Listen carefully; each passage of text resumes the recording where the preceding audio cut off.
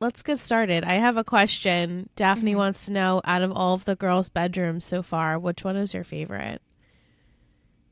I feel like we haven't seen Hannah's. Yeah, we only see the downstairs of Hannah's. We've seen Arya's bedroom, which is like very moody. Dark. Spencer's is usually kind of dark too. And Emily's has the nice bay window. I would pick Emily's. I think Emily's, and doesn't Emily, it seems like she's got a little nook. Or Spencer's also has a little nook, it seems. Also. Arya's is too dark. I need sunlight. Yeah, hers fits her perfectly. Yeah. It's just moody. Yeah. Okay, we'll go with Emily's. Emily. Yeah, we'll pick Emily's room. I just always wanted a bay window. Yeah. Or like a seat at the window. We kind of have that upstairs in our living room, but I don't sit in it. The cats No. but I don't sit in it. No, actually, I always wanted just a bench, like a nice window bench. Yeah, that's a thing. Yeah. Well, we hope you enjoyed your Thanksgiving break. If you haven't checked out Michelle's episode with Simon, I highly recommend. Thanks. It was adorable, and I just love Simon's voice. Oh my gosh. It's so soothing. Right? He has a great podcaster voice, and that was a great story. Yeah. So he shares about attending the coronation and what that was like. So if you haven't listened, please check it out. Yeah. Well, this is We're Liars podcast. We discuss Pretty Little Liars. If you're interested, I'm Liz. And I'm Michelle. And we're talking about season 2, episode 5. Can you believe we've done 5 weeks? No. Like 3 out of 5 have been virtual. I know. We're virtual again tonight, but that's okay because we're going to discuss The Devil You Know, which aired July 12th, 2011, written by Maya Goldsmith and directed by Michael Grossman. With the shocking news about Ian making the rounds through Rosewood, the liars and their families all try to cope with the outcome. Hannah gets a surprising look into Caleb's life after his shady foster mother services. I totally forgot about this. Janet.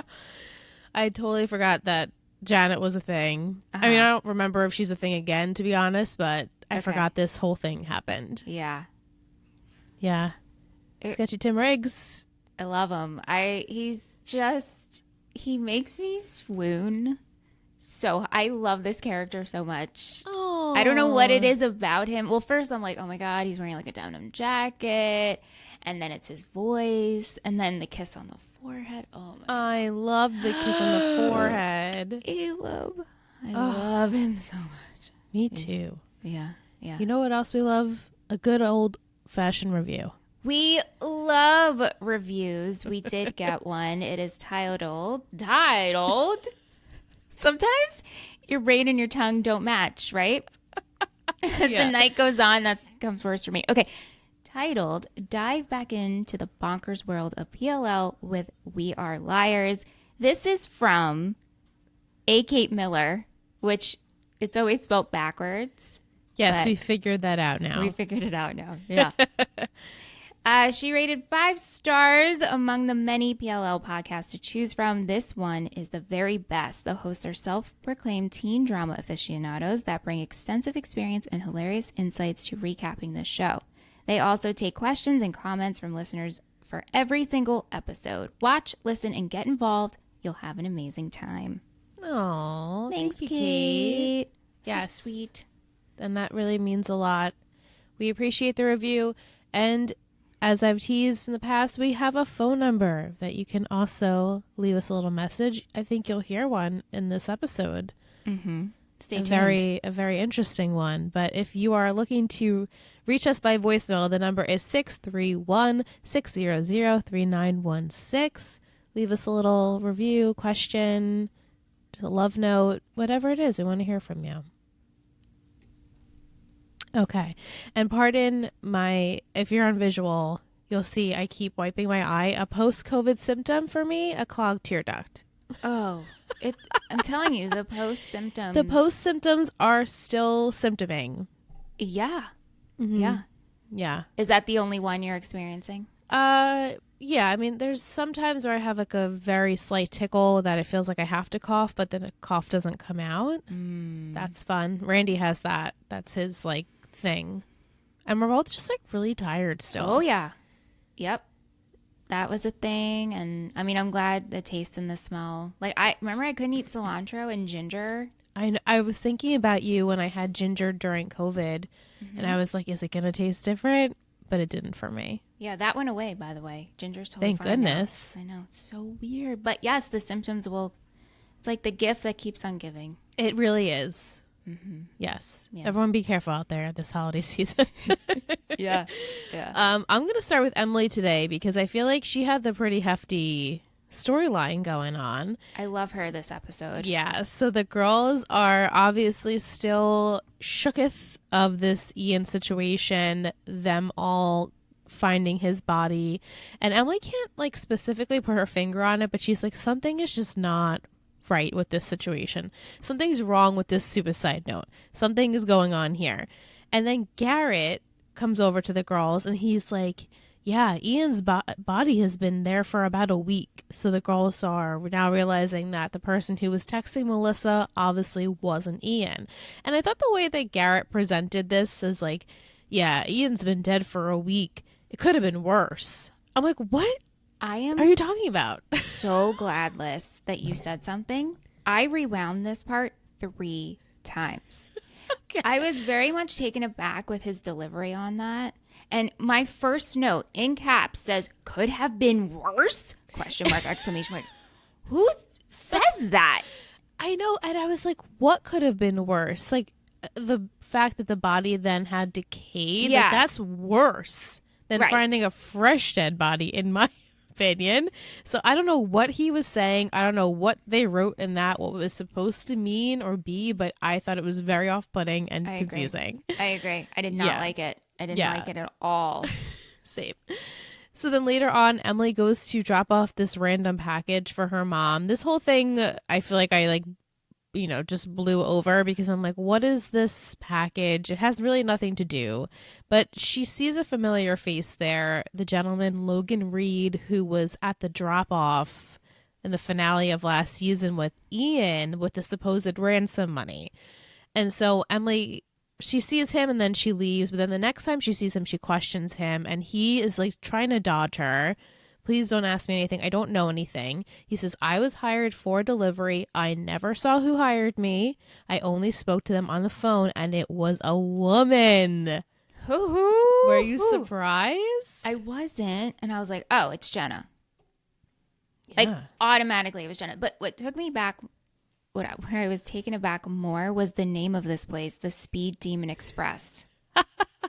I know. I'm like, they couldn't use I guess they couldn't use UPS. They couldn't use FedEx. But like Speed, it these fits. random It packaging fits in stores. this world of Pretty Little Liars. I mean, I guess it could have been Rosewood Shipping and Parcel or something. True, yeah. But Speed Demon that was strange, very strange. I know. I just kept referencing. I kept referencing it as the packaging store because it's like the random single packaging store in Rosewood. Yeah. It was very strange. Yeah. But Emily hears this and she does try and talk to Spencer about it. And unfortunately, Spencer's just not in the headspace because, like, obviously they're burying her dead brother-in-law who everyone hated. So she's having a rough time with that. But then Emily decides she's going to tell Garrett about Logan Reed and the woman on the phone and thinking he's an ally, but in reality, Garrett is the one paying Logan to leave and telling Jenna he took care of it. So I don't really remember how this is all intertwined, but it seems as though, as you said, Jenna was the one on the phone call hiring Logan to bring the money, which is weird. Like, how does one tie in with the other? Right.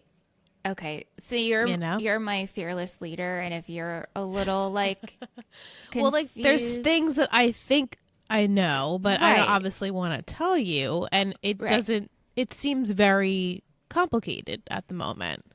Yeah, there's lots of layers here, but the layer and kind of puzzle of Logan Reed is back, female voice, Garrett. It's like. Here's the thing. Anytime Garrett is involved, I'm like, oh, Jenna's going to be in this episode or Jenna's going to be covered because we saw them together. So that was kind of easy to figure out. Right. But like to think of why she was paying him or Garrett was paying, I'm like, right. That's the reasoning where you're like, wait, how does Ian tie in with Garrett and Jenna? Right. Mm-hmm. But that night, Garrett was the one to work with the girls. Yeah. So he obviously knows something he's not telling them or anyone at the moment. Obviously. Yeah. And then we have the last scene, which I LOL'd because it was just so campy with this projector. The girls, Emily gets a text from A texts Emily twice this episode, like, pay attention to this. Oh, the suicide note doesn't look real. That's because it's not. And Emily goes back and she decodes every single text the girls have gotten from A and pieces it together. And it makes up the suicide note. Then this suicide note is just compiled of all texts that they had received. And so Emily is like, oh, this is weird, brings it to the girls' attention. This is when Spencer is like, I can't deal with this now. But now knowing that, this woman hired Logan and whatever, that this is what lures Spencer to go to see the grave site. And this is when they realize, like, yeah, we think A obviously set us up. So she finds this, like, the plot of graves that was like what her mother was sending. It was very confusing. I know, that was so weird. I don't know where it tied in, but the point is Emily goes to the grave site of Allison and Ian and brings the other girls with her, and during this time they witness a longer version of the tape between Emily, Allison, and Ian. And this extended version shows that Allie was still alive when Ian left that night, whatever. It was still light out, so I'm going to say it's day.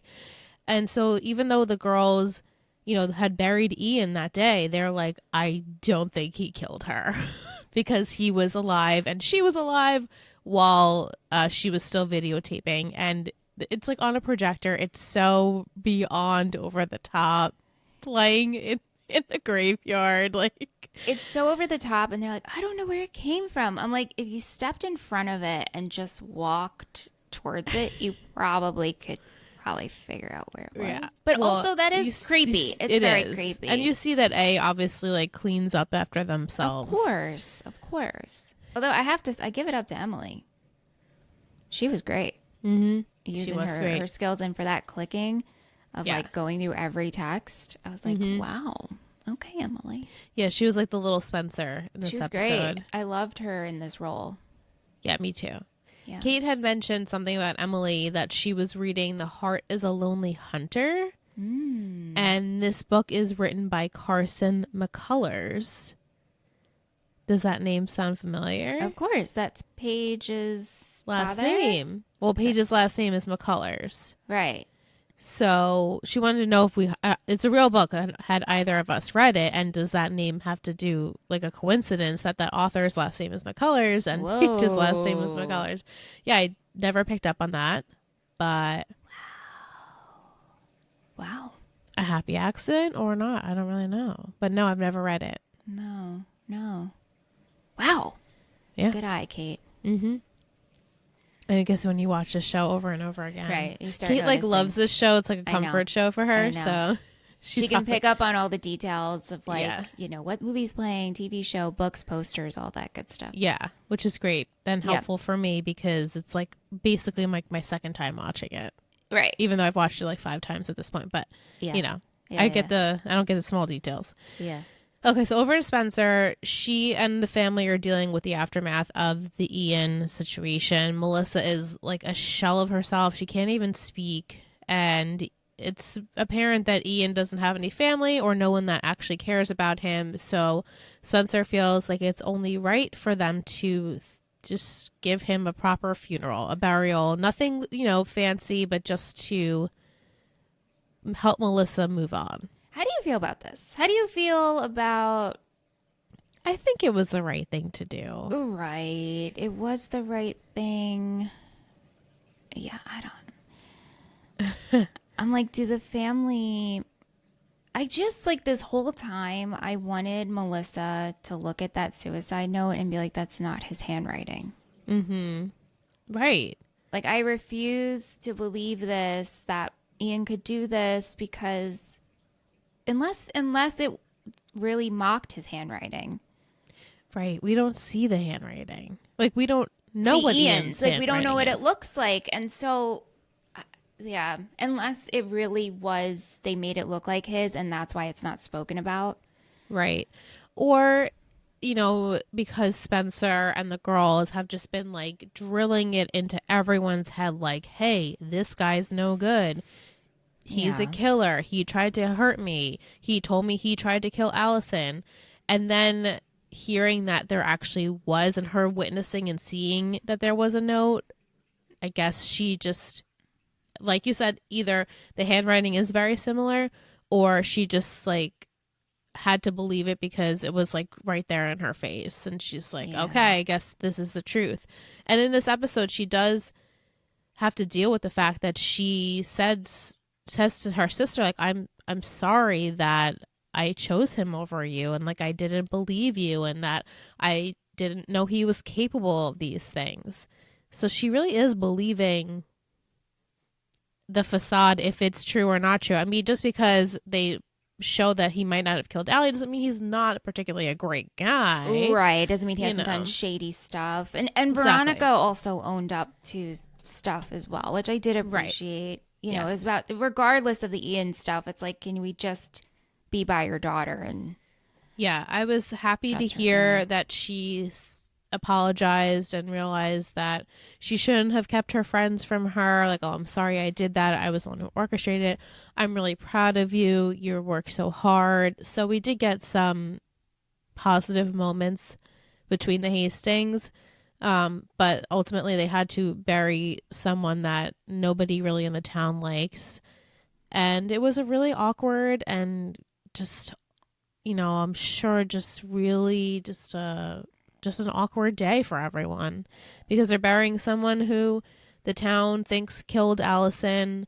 And at that time, pretty much everyone there thought that he killed Allison. And then there's Melissa, who was married to him. Like, it's just, and pregnant, right? And she's pregnant with his child, with a girl, with his daughter. Yeah. So she's happy, obviously, and that she is having a girl, but also I'm sure it still brings up so many emotions for her, and that's why I was speaking about before her and Spencer have such a nice moment when they talk about that she's going to have a girl. And then literally everything is ruined when Ian's cell phone goes off in Spencer's bag and Melissa just goes off. She doesn't even want to hear Spencer. She is like, I hate you. I never want to talk to you ever again. I can't believe you would do this to me. You were the one who was texting me when Ian was dead.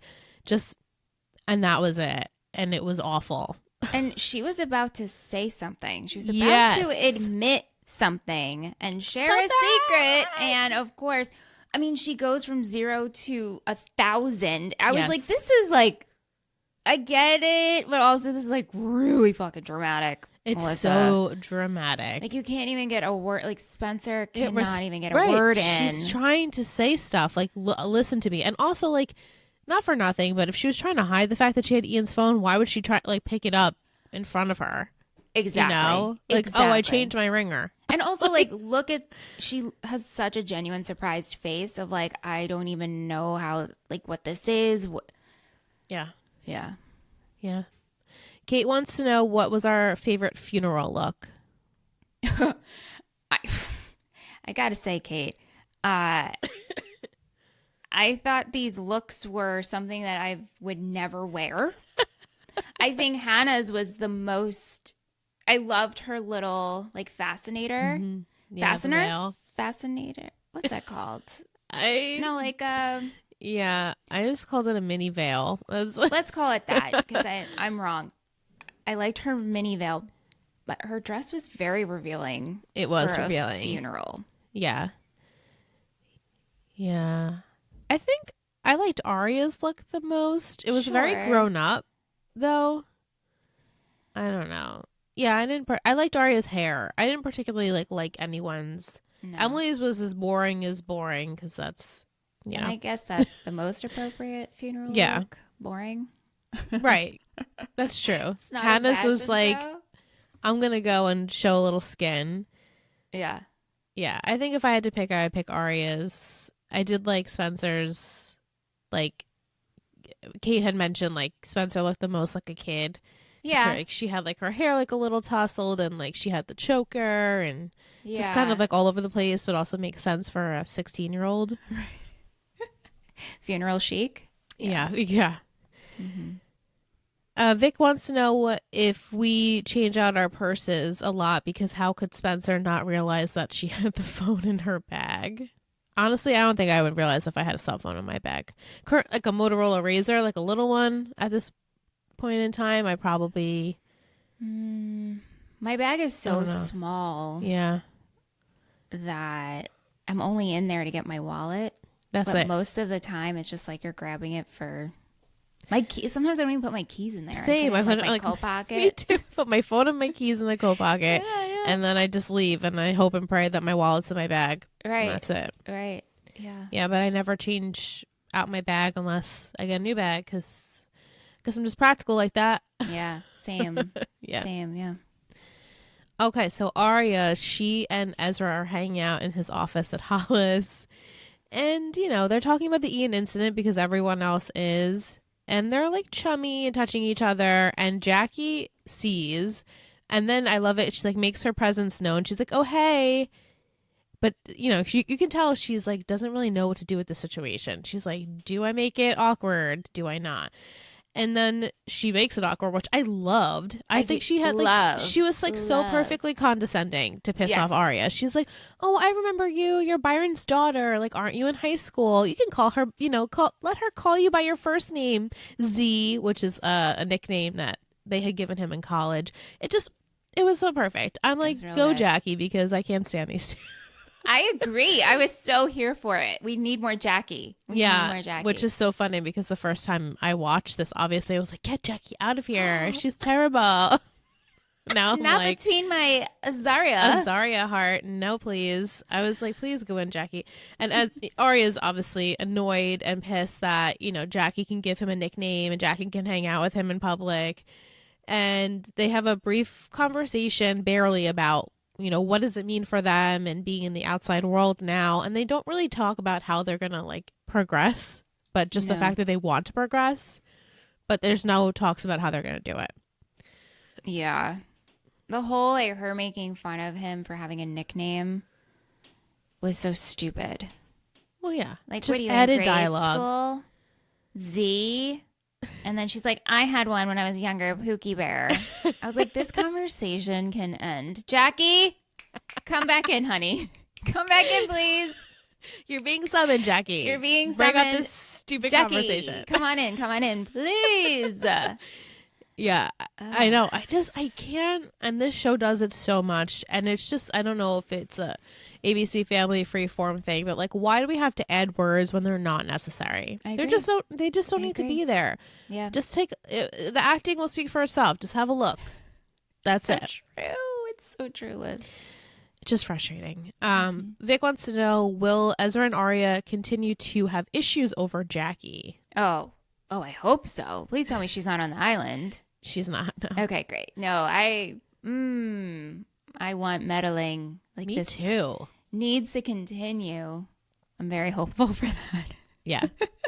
I don't remember like exactly what happens, but I remember it happens. You know, some shit happens. It happens. Yeah. During this episode, I teased that we would find out what Mike's secret was, and we see a scene where a black hooded figure is about to break into Jason's house, and Jason catches said black hoodie. Were you surprised that like Jason was face to face with a black hoodie? I was. What did you think was going to happen? First I didn't think we would get a reveal. I was like, oh shit, we are setting it up for Jason is like shady shit. But then we see Mike, and then I was like, oh my God. Was Were he you the like, one? is Mike A? Well, not as Mike A, but was he the one who broke in? Like, did he take the camping gear? Like, I started thinking about past episodes. And then the whole breaking into Spencer's house. And shoving his own sister. Right. So body checking her. Yeah. You know, I know we found out his secret, but we don't not really. Like, we don't really know why that he does it. Like, for a high? Right. Like, some listeners want to know, like, why do you think Mike does this? And I honestly just think, like, an attention thing. Yeah. Or, like, not an attention thing, because obviously people don't know that's him, but, like, just the fact that you could get away with it. I think it's, like, thrill-seeking. Yeah. And that's honestly really it. I mean, obviously they've had a lot of stuff going on in the family that he just probably needed, like, an escapism somehow, just to feel like something exciting. I feel like to give him this storyline is just to give us another, like, throw us off the track, especially with him wearing a black hood. Right. It's frustrating a little bit because you know, you want to believe the fantasy of, you know, A is all being all around, and then you find out, okay, it's Mike. So you're like, all right, well, that's kind of boring. So, like, that part gets summed up. I agree, yeah. That these break-ins weren't A, they were Mike. And Jason doesn't call the cops. He brings Mike to Aria. And this scene was like, oh, so cringy to me. I wanted so much more. And I'm like, please stop. Just stop here. It's just Okay, the looks. Okay, good. Okay. I'm so glad we're on the same page about this because I mean, you know how much I love him, but I was like, guys. I'm watching in bed and I'm like, there is no way that my little Lissy Tenio is at home fawning over this situation right now because he's just staring like a guppy. And she's staring back. She's like, okay, bye. Like, thanks. She was good in this scene because she's like, can I help you with anything else? And he's just staring. He's so awkward with her. Yeah, I hated it. Super cringy. It was super cringy and I just couldn't stand it. And he's like, yeah, obviously, like, the same thing he keeps spewing. Like, I know what it's like to be a troubled teen. I don't have a good history with the cops. Like, they haven't helped me in the past. And she's like, okay, well, thanks. Thanks for helping me. Thanks. I'm involved with a 23-year-old, okay? Like, I have no time for you. Like, she's, you know, doesn't see it like that because, well, not yet. She shouldn't. And not yet, at least. Like, there's nothing. She's not reading into it. She's thinking he's creepy because he's always been Allie's creepy, weird older brother. Like, that's just how they've always had their relationship. So yeah, this scene I was not too keen on. I wanted it to be cute because, as you know, Jason is so cute, but it was weird. It was really weird. Yeah. And then Aria confronts Mike and he admits to breaking into basically all the houses in town, including her friends. And Britt wants to know, will Aria tell her parents that Mike's been doing this? I don't think so. I think Aria will probably keep this a secret. I wonder if Mike's going to continue to do this. Yeah. I think he basically said to her, like, I think he said, unless I misinterpreted, like, I won't do it again. Right. Like, I just did it. I got away with it. Right. I won't do anymore. And he even says along the lines of, like, I don't want mom and dad to start fighting again. Right. Mm-hmm. Yeah. Like, he knows he was caught and it wasn't a thing he wanted to get caught doing. Right. So I think he's done with it. If my memory serves, I think this is the last of it. All right. Well, okay. Yeah. Over at Ian's funeral with Aria, Ezra comes to support her. And as soon as he gets there, Ella questions basically what he's doing there. And his excuse is that, you know, he cares about his ex-students and wants to be there for them. And this really just upsets Aria because she's a child and it would upset her. Mm-hmm. And it's like, well, what did you want him to say? Oh, I'm here for Aria to support her. No, like, you can't say that. A funeral is just not a good place to, like, tell your parents that you're dating your old teacher who's much older than you. Right, like, now like, it's not the time. Why was she so tooty about it? Well, because she wants them to be something. Yeah. And she wants to be public with him, but, like, the funeral is not the time to make that announcement. No, and she's just like, I needed a hug from you. I wanted to, you know, and not have anyone, you know, say shit about it. But I can't do that. And she's so sick of hiding, and we keep pressing this point, and He's like, okay, it's just not the right timing. They have not talked about how they're going to execute this plan. She just like threw it at him. Yeah. So maybe after some discussion. Maybe, but they keep planting these little seeds of like, oh, trouble in paradise. Jason. Yes. You know? Right. So, Arya is about to go over because she sees Jason, who's from afar watching the whole funeral play out, because I'm sure he's got a mixed emotions. And this is when Ezra's like, hey, like, I'm sorry. And she's like about to walk over to Jason. So they do bring in that tension of, will Arya start feeling things for Jason because Ezra can't, give her what she wants, basically. Which, again, with the ages thing is so confusing. Because if Ezra can't give her what she wants, why is it okay that Jason does? And I had to keep reminding myself that because with them, especially in the funeral scene, I was like, I don't mind this. And then I was like, nope, he's pretty much the same age or as Ezra. Older. Think, right? Who the hell? Right. Yeah, right. I was like, no. In my head, I keep thinking he's a teenager. Yeah. I know he's not, but I was like, it would be cute if he was. Right. And then I'd be on board with this. Age, it would be okay. Yeah. But she's still 16. She hasn't reached that 17 age yet. Mm-hmm.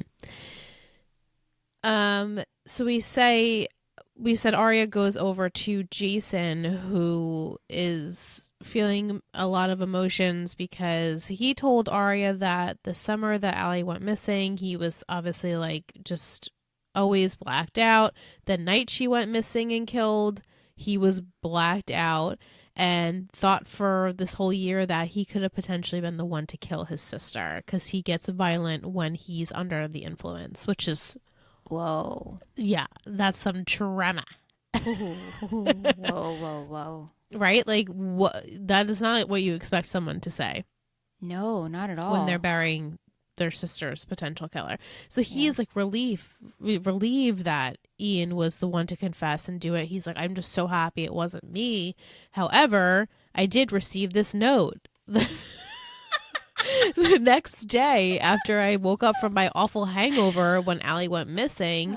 And the note basically just says like, I know what you did. But the handwriting is very similar to the suicide note, in my opinion, which I didn't notice before. I agree. And this time I was like, the way that they wrote like the K's and stuff, it was very reminiscent. Yeah. Mm-hmm. Yeah. And Arya's like, which I'm like, does Arya, I think we don't think anything of this again.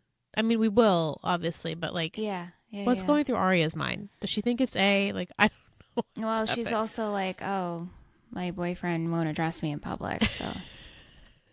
So I'm gonna. That stinks, Jason. So sorry for you. But she does have some sympathy for him. No, she is. And he admits that he wishes he was the one to die. And I'm sure his parents, I'm sure my parents feel that way. And she's like, don't say that about yourself. Yeah, that was hard to hear. Yeah, it was sad. Very sad. All right, lastly, we've talked about Hanna. Yay! The best part. Yeah. So, I mean, the whole town's in uproar from the whole Ian situation, and Ashley is worried about Hanna. When Hanna doesn't pick up her phone call, she's like, I need you to answer me, okay? Like, a lot of shit has happened in this town, and every time you leave, I memorize the top that you're wearing, and I'm like, this is so sad, because, really a mother's worst nightmare. And she's like, I want to always be prepared, and they have a moment together. And then we see Caleb, who keeps checking in on Hanna, which she's like, you don't need to do this, okay? Like, I'm fine.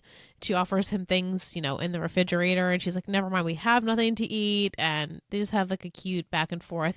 Things have thawed. They're not great, but things have thawed since their fake date together. Later, Caleb tells Hanna about his foster mom, Janet, who treats him like dirt, basically takes his government checks, and he doesn't even live there anymore, and he has to, pretend that he does and be on good behavior. And so Hanna sees Janet at school, after she's already threatened, Caleb and telling him like she was annoyed she had to come down there. And Hannah's like, excuse me, you see that woman over there? Yeah, that's my mom. And she's like a really high powered attorney at like Dolce & Gabbana and Leibowitz, which was so funny. And, she'll kick your ass basically. And so this does work on Janet because Janet does give Caleb her checks. His rightful checks. I don't understand how this is his rightful money. She's his foster mom. I guess because technically she's not fostering him because he's not living there anymore, nor is she like a good parent. Right, but then who's accountable for him? Right. Yeah, I don't know how that works. Like, shouldn't it be Lucas's parents who get the money? Right. Yes, that should be it. Lucas's I mean, I know they're not they're probably not signed up through the system. Like, we're talking about how legitimate all of this is. They're probably not signed up to be his, like legal foster parent. But I could see him chipping in too for Lucas's parents. Absolutely. And then later he chips in and buys groceries for Hannah and Ashley because he's like, I know you guys didn't have anything and like, thank you so much because I know that you were the one to talk to my foster mom. And this is when he's so sweet and he kisses her on the head and she's like, what was that for? And he's like, I'm really thankful for you. And then she's like, wait. You gotta come back. We gotta kiss. I love. It was so good. Yeah, I really enjoyed it. I love him.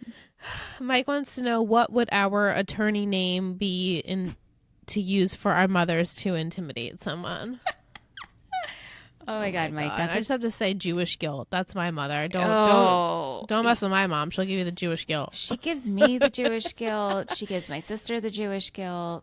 I always used to say it's the Jewish guilt and the Christian obligation. That's perfect. Yeah, yeah. I love it. As far as a name, I'm not sure, but it's definitely Jewish guilt and Christian obligation. But Dolce & Gabbana Leibowitz, was great. that what it was? Something like that? Yeah. It was great. It was great. The fact that Janet didn't know that those were. But like it was funny that Caleb knew exactly what the names were. I'm like, did he hear it? Did she know verbatim? She said that probably told from him. Being around Hannah, and he got it. Yeah, so cute. Yeah, he's so cute. Yeah. And then we have this scene between Hannah and Ashley where Hannah doesn't really know if she wants to go to Ian's funeral because she's like, I really just, it's a whole lot of emotion stirring. And she does ask Ashley, like, how was it when you buried Grandpa? Because it's clear that they didn't have a good relationship. And she's like, well, I basically paid for the whole thing, but I didn't go because I just couldn't. And she doesn't have regrets about not going. Yeah, that was interesting. It was interesting.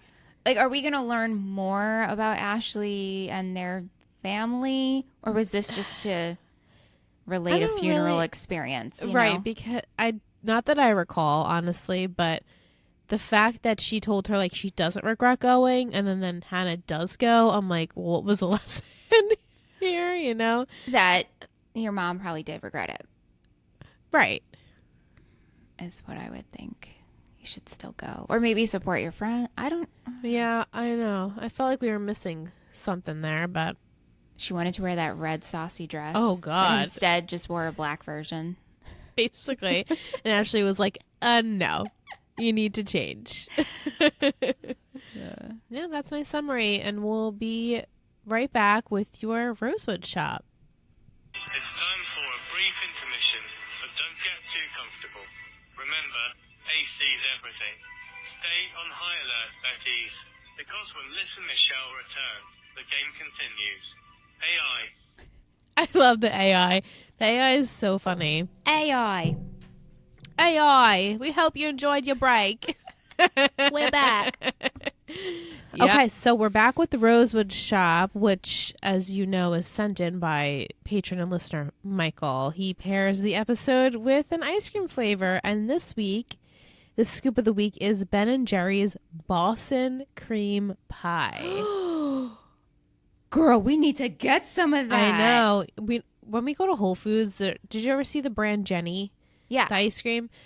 They don't really have that many dairy-free ones, but they have one that's not dairy free, that's Boston cream pie. And every time we go, Randy's like, I wish I could get this one. Oh, I'm like, just one day. We'll just like suck it up one day and I mean, have if you real have ice cream. like a tablespoon a night, like just a Right, like, taste. we'll I want to see. taste that. Right? Don't you just want to taste what a Boston cream pie ice cream would taste like?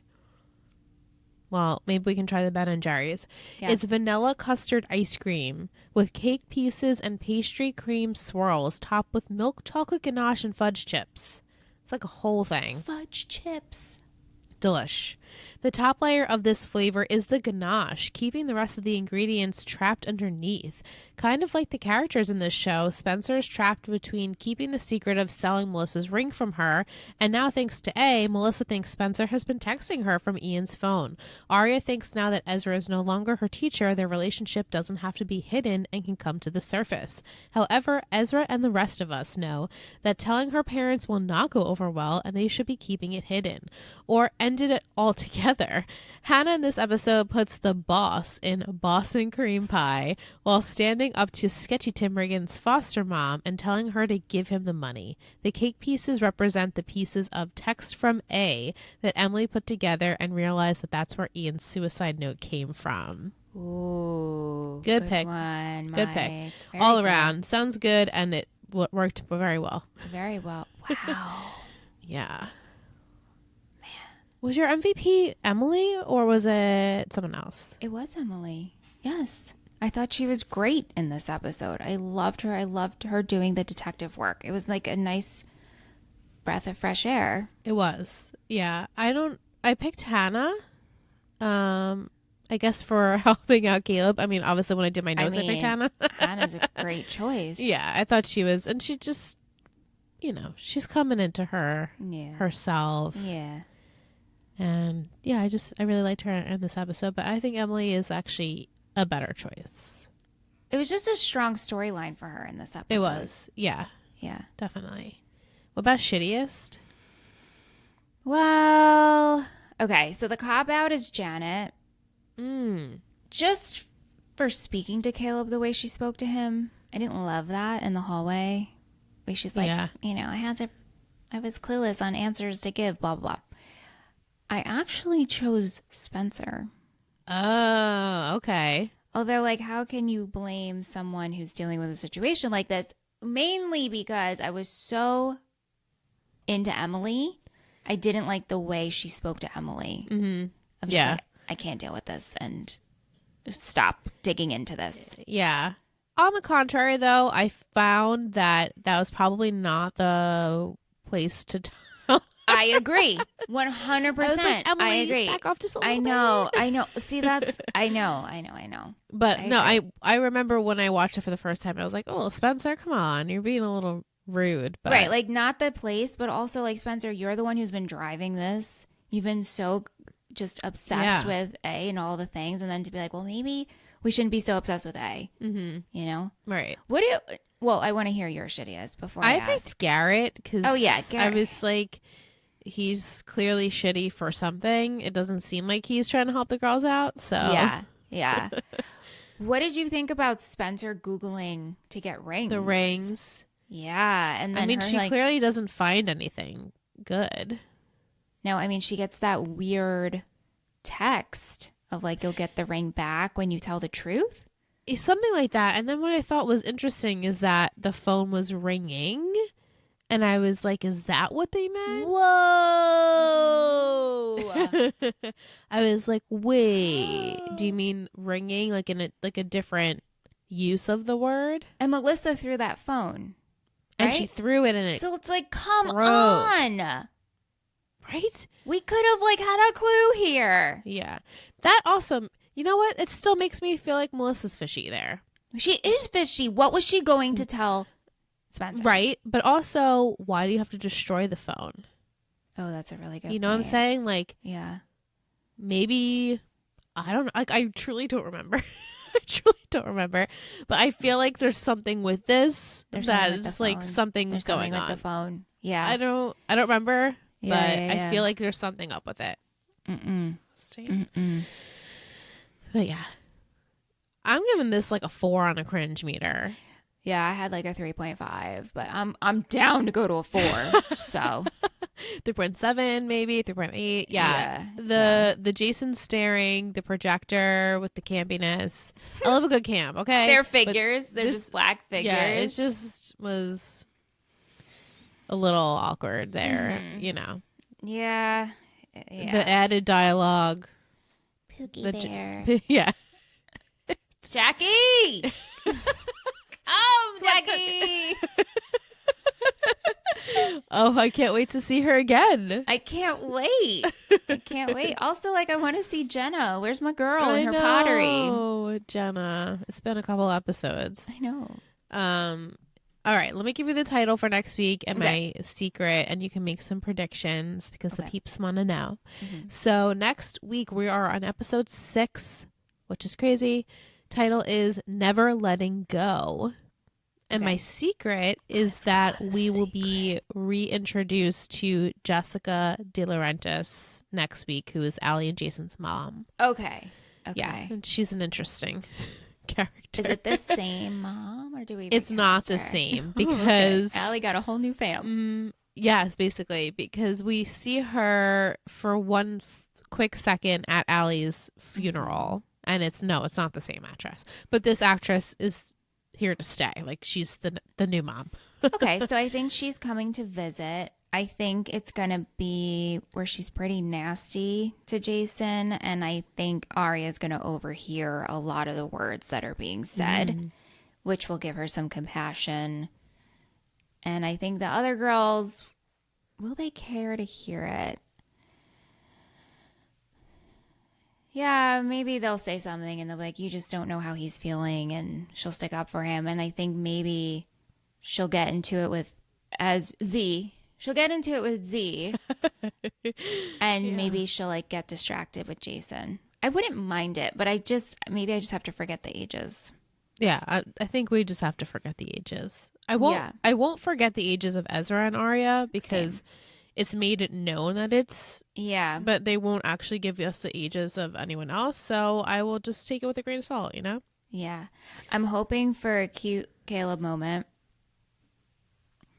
And is our friend Samara Trask back? Don't think so. Okay, cool. All right. Yeah.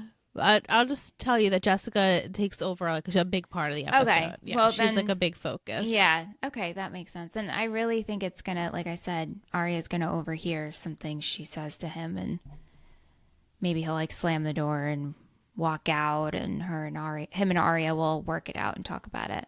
Okay. Yeah. Everyone wants to know, what do you think you to make of the Jenna, Garrett, Ian situation? Like, what could you possibly think is happening there? I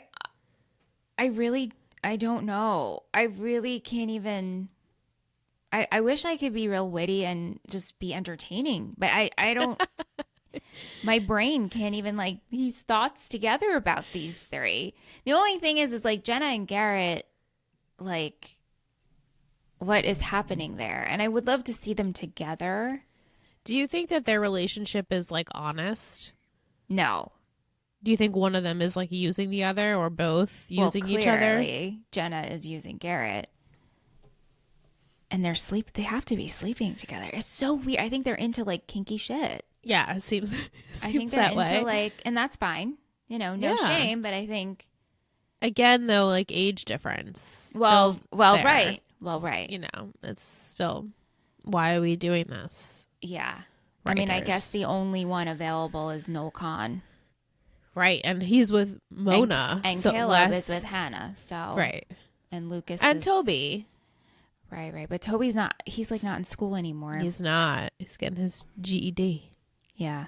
Mr. Tobifer. I missed him this episode. Mm-hmm. But we are missing Jenna. I feel that the presence is definitely lacking there.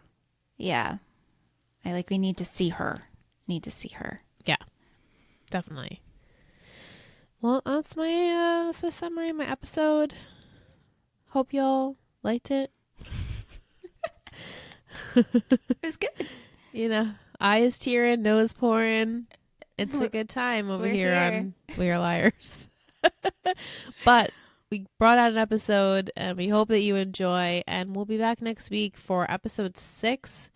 If you have any questions, comments, email us. weareliarspod@gmail.com. Leave us a voicemail, 631-600-3916. We'd love to hear from you. And until next week, we'll be back. Bye. Bye.